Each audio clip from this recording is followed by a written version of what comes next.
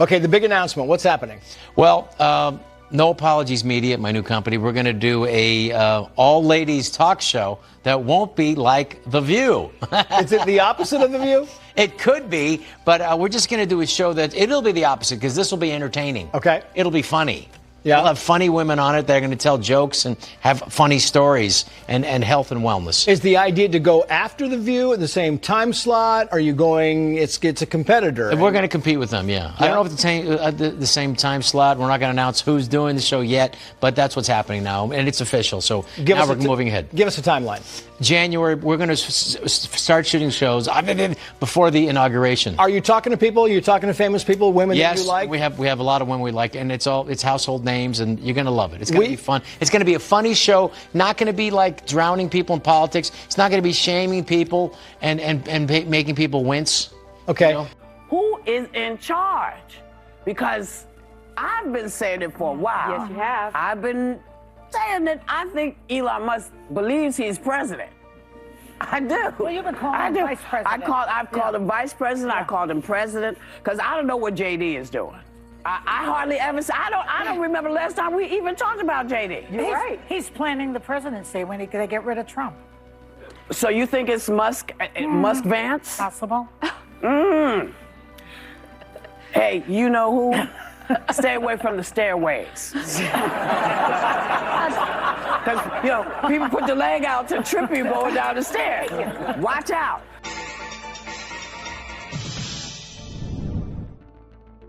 Rob Schneider just did the unthinkable, taking on Whoopi Goldberg and The View right on their own turf.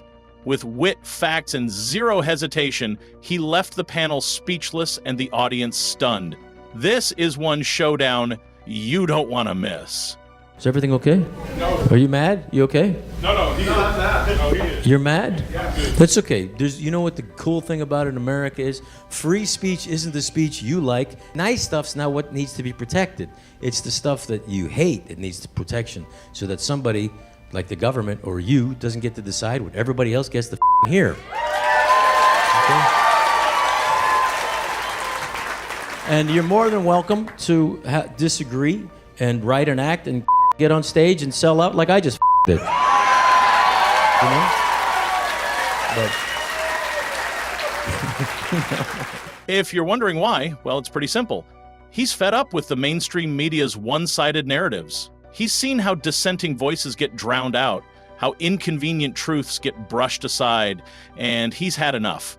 And clearly The View wasn't ready for his unapologetic truth bombs. But this isn't just about one heated exchange on daytime television. His years in the industry have opened his eyes to the deeper issues within Hollywood and the media machine. He's watched narratives being crafted, voices being silenced, and opinions being filtered through an ideological strainer.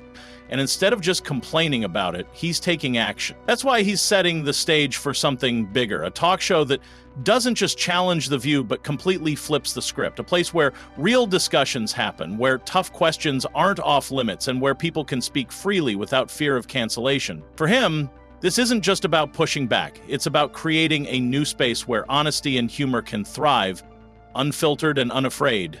He's right. Do you worry about that, getting jobs? Yes, of course you are. Yeah. As an actor, you're always coming from a place of trying to get work.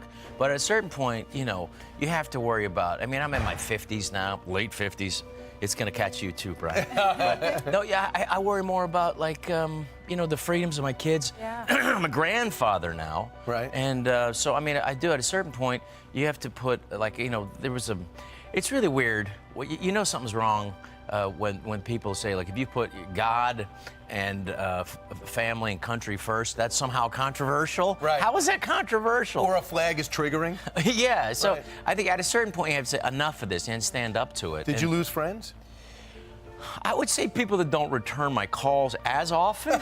But to be honest with you, a lot of people that I'm friends with in Hollywood, they lean towards the right, but like they're just scared of it because it really is like a mob of of ideologues that just that you feel they will attack you, and it's really not necessarily based in anything but like there's almost like a religious architecture in their thinking. Before we move on, like and subscribe to the channel for more updates like this. Now back to the video. Schneider went all out, taking a bold swipe at The View, directly critiquing the show's hosts and their biased political stances. Of some potential for me to get work in Hollywood, but have you seen any great movies from Hollywood recently? I haven't. Have you seen anything as funny as, like, 50 First Dates or Deuce Bigelow recently? You haven't seen that, right? So, look, it is going to cost you to speak your mind. It is going to cost you. Be judicious. If you know your counselor is liberal, be careful in there. However, talk to people. I have an Academy Award-winning actor's son called me and said, I wish I could speak up like you do. I wish I could say I want to. And I said, be careful.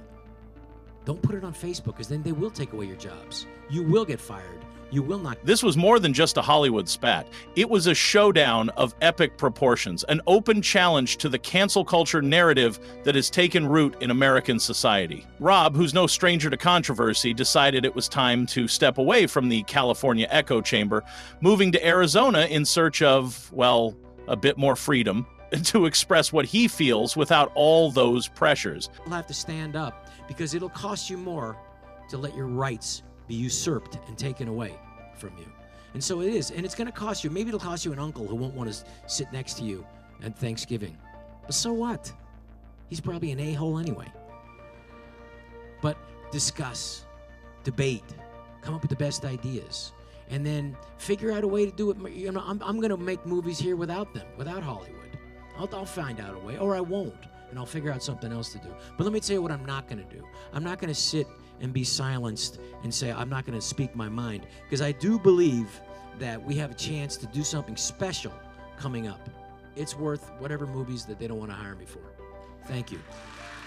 For Rob Schneider, the clash with The View wasn't just about politics. It was about standing his ground and refusing to let orchestrated narratives dictate his every word. He wasn't there to conform or tiptoe around uncomfortable truths. Instead, he made it clear that he wouldn't be silenced, no matter how controversial his stance might be. This moment wasn't just another celebrity disagreement. It was a defining stand against the growing pressures of cancel culture. Rob wasn't afraid to push back, even when it meant facing backlash. To him, freedom isn't just a concept, it's the ability to poke fun, make jokes, and express opinions without constantly walking on eggshells. Comedy, after all, thrives on honesty and fearless expression. And if society starts policing humor to the point where every punchline requires approval, what's left? For Rob, the fight wasn't just personal, it was about preserving the very essence of comedic freedom. Be honest about this. If Joe Biden was a dog, you'd put him down. You just would. You'd have to. You'd have to.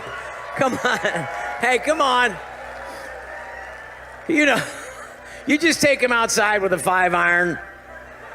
What a beautiful sunset, Fido. Check that out. And it'll be over with. That's it. That's all I'm saying.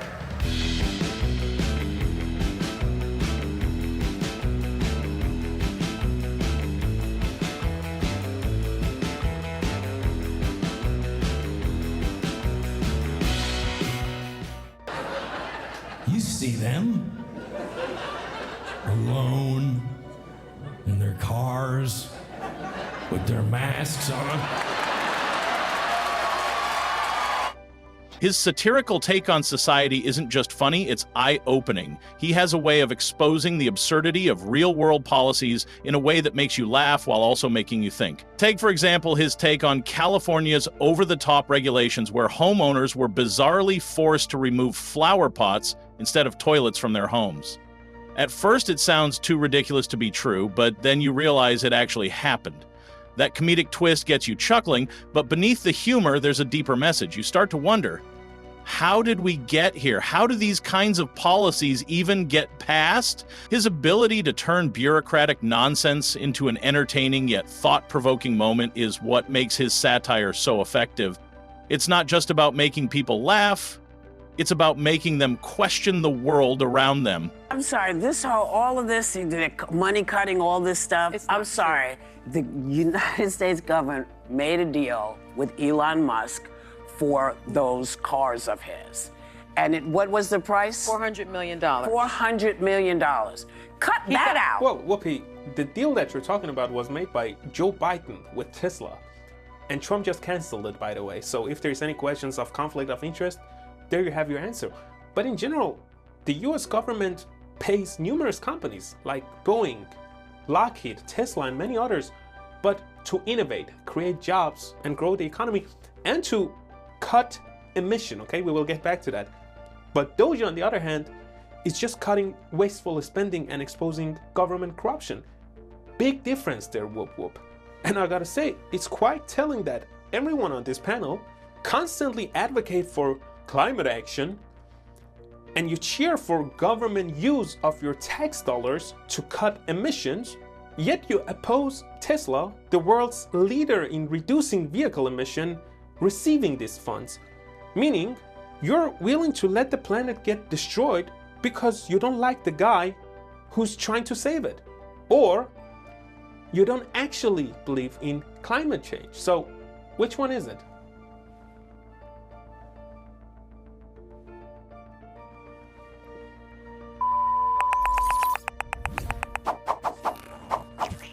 It's this kind of absurdity that led him to launch his own talk show, rooted in humor, unlike the politically charged agenda of The View. He recently shared how during his appearance on The View, his opinions were dismissed and swept under the rug, but now he has the platform to fire back. And what better way to do it than with his own show? My friend called me and he said, listen, you're really famous. You're just a nuisance right now. But if you hurt them, if you cost them money, you will never work again. And these companies will sue not just you, they'll sue these other places to make sure that you never work again. And I said, damn. But I said, but I'm right about this. He said, somebody's got to stand up. He said, and he said this to me, you have a daughter. Is it fair that she has to do this fight too? And I was like, whoa. That took me out of my knees. That's very heavy. No apologies, media. My new company, we're going to do a all-ladies talk show that won't be like The View. With the announcement of a direct competitor's show against The View, Rob Schneider is trying to take the bull by its horns and run it into the ground. He wrote on X, "My new media company is doing an all-woman talk show for all Americans who are sick of being yelled at by the mean on The View. Stay tuned." But for a stale, 3-decade-old show that almost gets more hate watchers than actual viewers, could The View be on its way out anyway? That's at least the impression you get from the tainting ratings and reviews, especially after the election. Not to mention the multiple embarrassing legal notes that Sunny Hostin has been— a show where humor takes center stage, poking fun at the ridiculous narratives being forced down our throats. This isn't just about stepping on toes, it's about calling out the system. Rob Schneider is making waves against a culture accused of stifling free speech. But what do you think? Is this a much-needed shakeup, or does his satire go too far? Let us know in the comments below.